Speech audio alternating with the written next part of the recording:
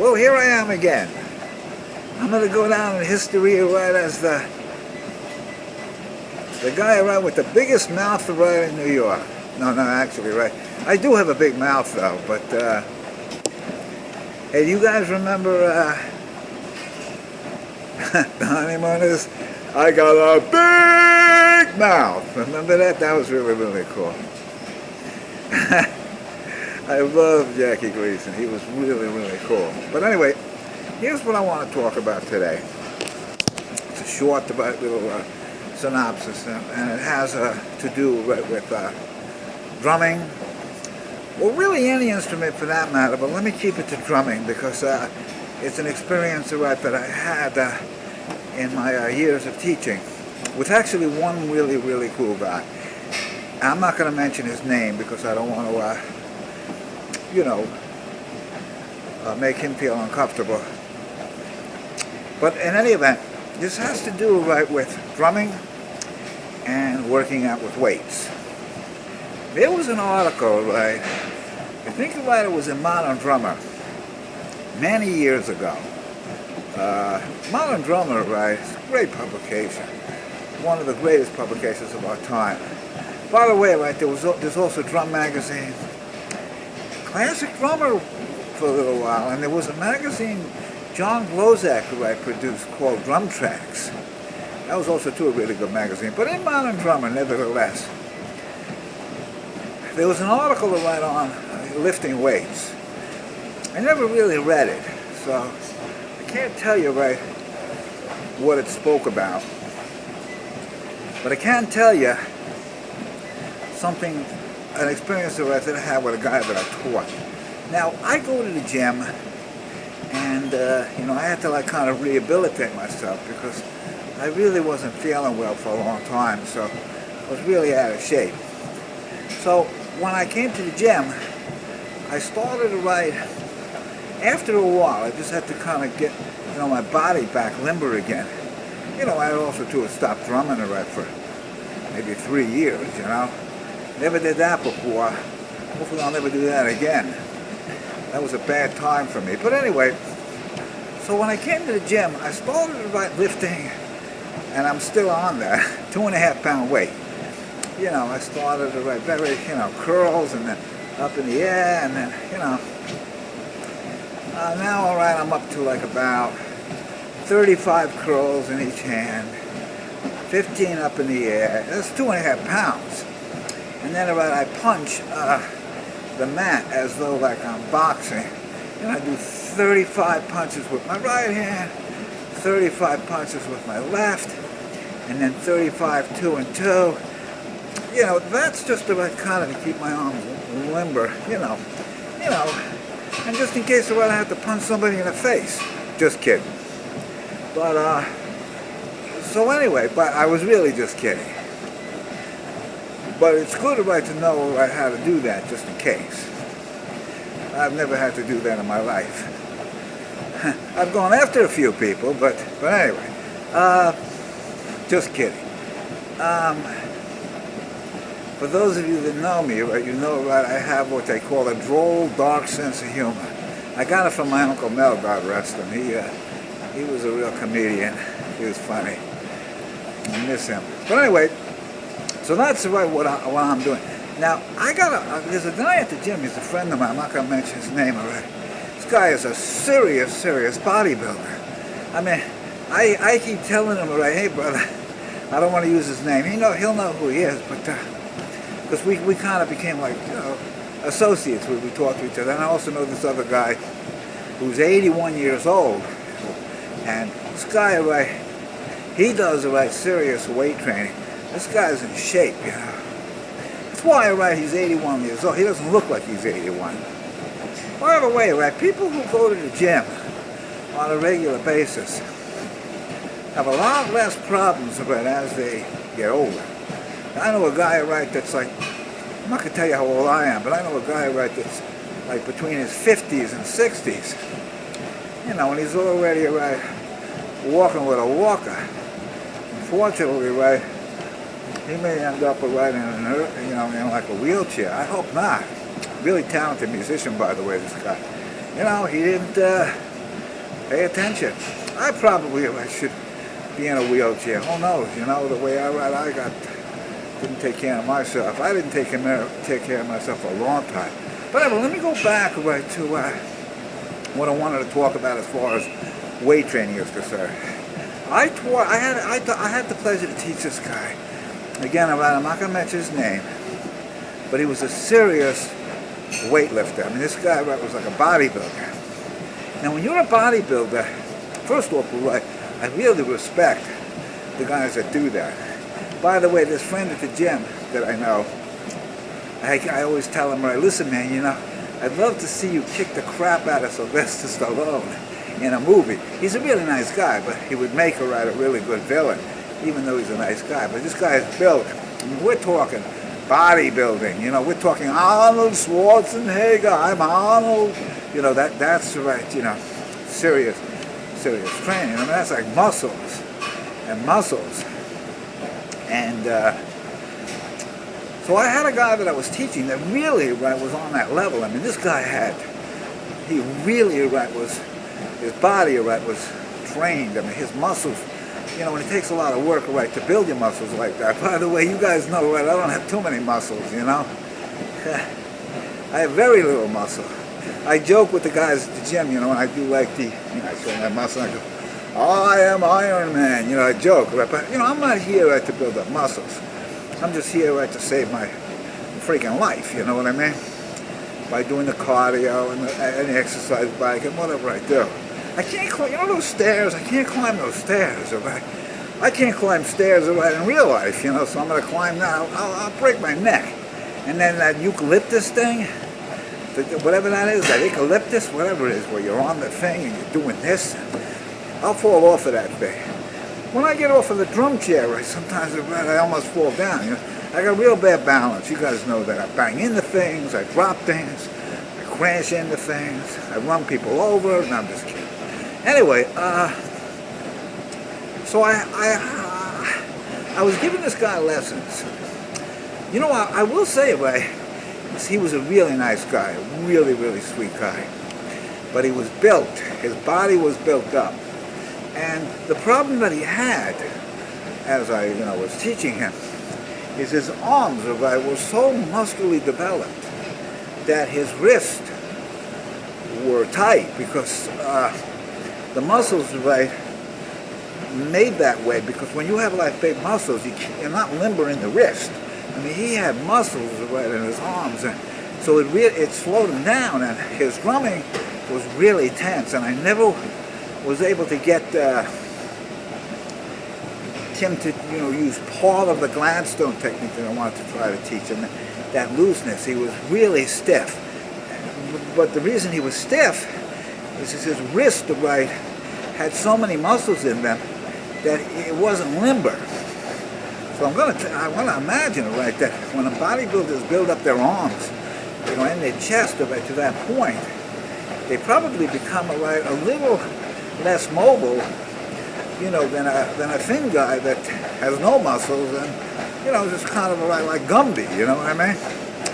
He was just the opposite. So it was a real struggle, and, I did the best I could to teach him, and it was a lot of fun.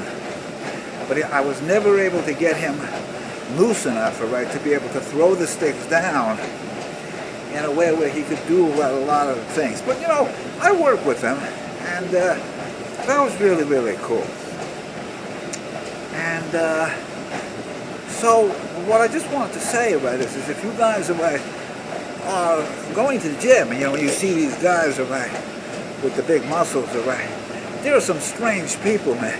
I'm not going to say who, and I'm not going to tell you what gym I go to, because I don't want anybody to come here and find me, you know what I mean? I'm not interested in talking to anybody, really, for the most part. Well, I mean, unless you want to talk about drumming. But there are guys they're in the restroom, and they're looking, they take their shirts off. They're not supposed to do that here, by the way, and they're taking pictures of themselves, and they're flexing their muscles. These guys are built, they spend hours and hours and hours working out to build up their muscles. And I respect that. I think that's a really cool thing. But, it's a little unusual, I think, especially them taking pictures of themselves, you know. I don't know, that's like a little weird, you know. But that's cool, that's the way what they do.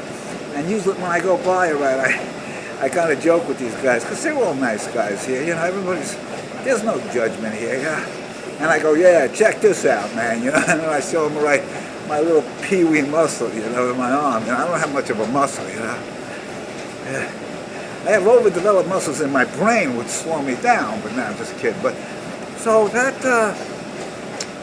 yeah, you know, you really want to be careful there. You know, and then the other thing too, right, is this, I see guys that are right on that thing where they're lifting their body up. So if I did that, right, I'd probably tear what's left of my back, you know.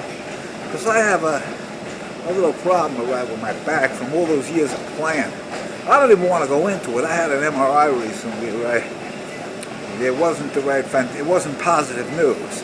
But, you know, by me just staying here, walking on the treadmill, doing what I'm doing, I keep the degeneration right from getting worse. That's all you can do. And that's why I really think that, you know, once you get over like 40, which I'm a little over 40, if you don't go to the gym or do some kind of cardio or some kind of workout, some guys do karate, like the martial arts. That's fantastic.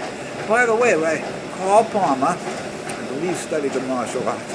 Buddy Rich had a very high degree. I don't know what he had, but he did the karate, and you know, he liked to do that.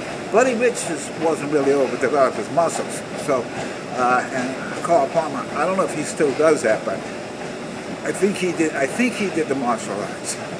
I'm not positive about Carl. Now, I want to talk about one other thing. So listen, don't work out with weights. I mean, if you're working out with weights, do it right for toning and strengthening rather than building your muscles, because if you overdevelop the muscles in your hands and in your arms, you're going to be tense and you're not going to be able to play loose enough to be a loose drummer. And, you know, in order to do the technical things that I like to do, I have to stay pretty loose for most of the time. Another story which is really, really cool. You know, never let a physical disability, if you have one, you know, some people have certain things, limitations, you know. You know, I have limitations, you know. Part of my brain doesn't work anymore, you know, from all those years of eating sugar and cholesterol, and, you know, I got problems in my brain, you know. So I try to avoid that. But I had a guy that I was teaching, and again, I don't want to mention his name. It was the only time, that I had taught somebody that had this type of disability. It was really, really cool. The guy came to me. He goes, he had like a form of I think he had a form of cerebral palsy, I think. And he walked you know, he had trouble walking. And, but he came to me for drum lessons. You know, he wanted to learn how to play drums. He was a little limited in his movement, but he was able to sit. There's no problem with that. It's just he walked with a cane and with like these walkers. But I'll never forget how honored I was that he wanted me to teach him the drums, because, and he said to me, is it okay, he called me, you know, and he said, is it okay, that I have, you know, this cerebral palsy to teach me? And I said, yeah, you know, no problem, you know. Come on down, you know, I'll help you in any way I can. And he came, and you want to know the cool thing about our relationship. I don't want to say his name, I wish I could. If he's out there, peace and love, man, I haven't seen him talk to him in many years. This was like way back when I was teaching at my mom's house on Calvin Lane, you know. Unbelievable, I had a lot of guys that remember that. It was so cool. I was honored. But one thing about that was really positive that he had mentioned to me, and I believe any health professional will agree with this, that he felt that by playing the drums, his legs and his arms were getting stronger, because when you play the drums, you know, if you were practicing a substantial period of time, now I'm back, all right, getting back into shape, all right. I can play, all right, maybe from 2 hours, tops, all right, 2 hours and 15 minutes in a day. Not in a row. You know, I have a regiment. I wake up, stumble around, but I'll do it right about 40 minutes on the practice pad. I have a really good practice pad kit. I mean, it's like four practice pads, toms, 2 floors, a snare, and then right, I play my bass drum just on the floor. I don't have actually a bass drum. They do have those though. And, you know, it works out good. So anyway,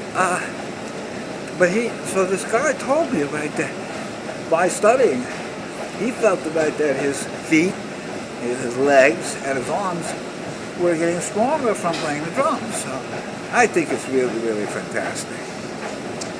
One last story, and this is kind of, sort of touching, you know, about how, like, you know, you can never let a disability stop you from doing what you're doing. I mean, look at the Special Olympics. I mean, there are guys who ride that they're running like these marathons, and they unfortunately had lost a leg or 2 legs. You know, unbelievable. Or somebody that doesn't have their vision anymore. You know, doesn't let them stop them. That doesn't stop them. I saw somebody on America's Got Talent a couple of years ago, and it was a lady musician who was playing, I think, the guitar. She was deaf, but she was still able to feel the vibration and play the music. Unbelievable. That was fantastic. I was like, wow, I was blown away by that. So, the bottom thing is that, last story I read about that, when I was at Nassau Community College the second time, there was this guy, he was a really nice guy, a young guy, who was in his first semester, and he was in the keyboard, well, I think he was in the theory class, the first semester theory. But everybody who took theory had to be taking keyboard, so the instructor was working with him. I think it was like half the class. He had sort of like a physical limitation. It seemed to like the right side of his body had a little limitation. So his hands had a little limitation.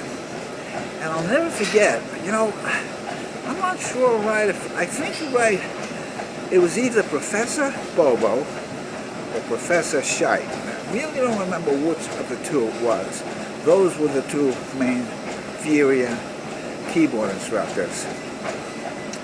And so I remember he was trying to play like, you know, in the beginning when we first started keyboard, we had to play like 1, 4, 5, 1.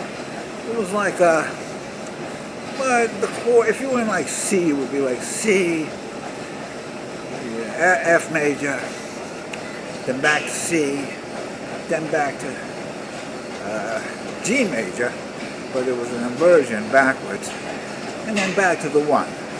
Sounded almost like a gospel kind of a feel. And so this kid was really struggling. You know, the reason I call him a kid is when I went back to college, back in that time, I wasn't a kid anymore. I was like in my 40s. I had returned.